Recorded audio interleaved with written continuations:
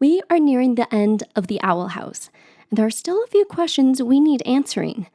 But before we dive in, a brief spoiler warning as we are going to discuss all of the details up until Season 3, Episode 2 to anticipate what is to come in the series finale. Number 1. What happened with the Battle of Titans and the Collectors? We know that King is the son of the Titan of the Isles, but with these epic murals, we see that the Titans were defending King as an egg, but we don't see their actual downfall, nor see how the Collectors were defeated. A guess may be that somehow Luz, King, or Ida discovers how the Collectors were originally trapped in their crescent moon mirrors in some sort of document or rune that will reveal how the Titans trapped the Collectors in the mirrors. A guess is that our kid Collector was one of the first Collectors trapped, seeing as it was King's dad himself who trapped him. You look like that bully who put me in here. No way. Are you his little Titan baby? But how were the other Collectors trapped, especially when the Boiling Isles Titan was defeated? Also, how come do the Titan trappers have in their possession a broken crescent moon mirror? And does this mean that there is a Collector out in the universe who's been freed, and that the kid Collector truly isn't fully alone? Also, there is this potential that King might not be the only Titan left as well, seeing as we see another Titan-shaped being in the in-between. In any case, finding out what happened in the past could be the key to finding a way to settle the struggle and conflict between Collectors and Titans once and for all. Number 2. What is the in-between space? While we see the in-between space briefly when Ida's old door would initially open, we don't actually go in until Luz builds her own portal. We see the in-between space again when the gates between realms are activated, and also when King somehow subconsciously visits it in his sleep. Why is it when Luz makes her first door, it leads to nowhere, and yet has these cubes that allow her to see both into the demon realm and on the other side, the human realm? Why is King able to subconsciously visit it? And why was the kid Collector imprisoned in this space? Hopefully in the last episode, once Luz and Camila find a way to get back to the human realm, they can't leave Eve to pretend to be Camila forever after all. We can figure out what the in-between space truly is and how it works, along with a door that functions as efficiently as Ida's old portal door. Number 3. What happened to Caleb, Philip, and Evelyn?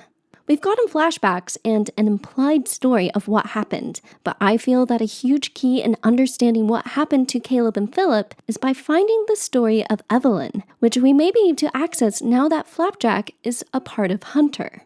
What if we are able to explore the mind of Hunter, or to develop pictures to see what happened? Or what if the Galderstones are able to help access past memories, like how Gus's spell is able to recreate visions of one's memories? It's greatly implied that somehow the Clawthorns are related to Evelyn. Idolin is way too close of a name to Evelyn to be a coincidence. As well, the specific bird imagery to both the Clawthorns and the portal gates and the flag of Old Gravesfield are way too similar of a motif to be an accident. And we just need to know what happened to Evelyn. Goodbye, Evelyn. She seems pretty important to both Caleb and Philip. For Bellows, confronting and facing his own actions instead of lying to himself that he's doing this for the greater good is a huge struggle. And him finally coming to a realization that he is the villain, that he is wrong, will likely come to be his downfall. And an examination of his past and what happened will need to happen in order for him to understand that.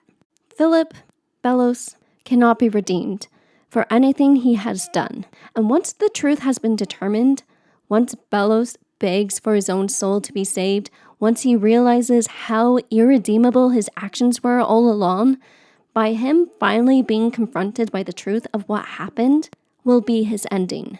You would stab me in the back? You did it to him first.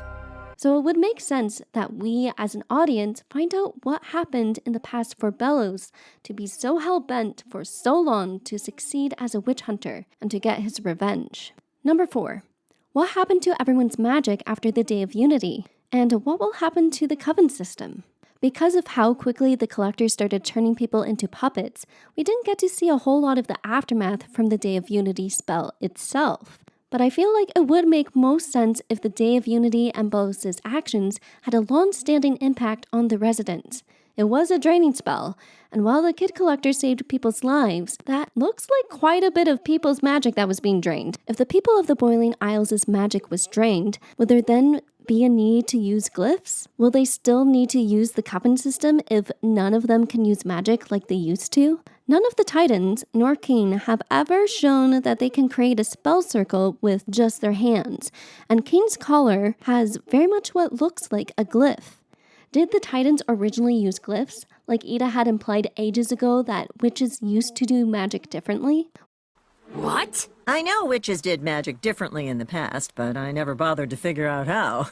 Would this mean that Luz would be needed in the demon realm to help teach and study glyph magic? Because that would be cool. That would be a cool turn of events if Luz stayed to teach the residents of the Boiling Isles glyph magic, because they could no longer use their own magic. And yet, a suitable life mission for Luz, who seeks to help others. There are many more questions that could be asked, but the biggest one is, number 5, what is the significance of the Owl House? The Owl House, the eponymous series, the series name that we came to know and love it for. And yet we as an audience still don't know what it is. And I think in this final episode, we'll finally find out what the Owl House is and its significance to the story as a whole. From the beginning, we see the one-eyed owl beast carving, which seems to have some significance that has never yet been explained. Ida chooses an owl as her talisman before she even turned into the owl beast. We know this as her father stopped carving after being injured by the owl beast, and we know he carved Albert with her. As well, not to mention all the bird imagery with the claw thorns.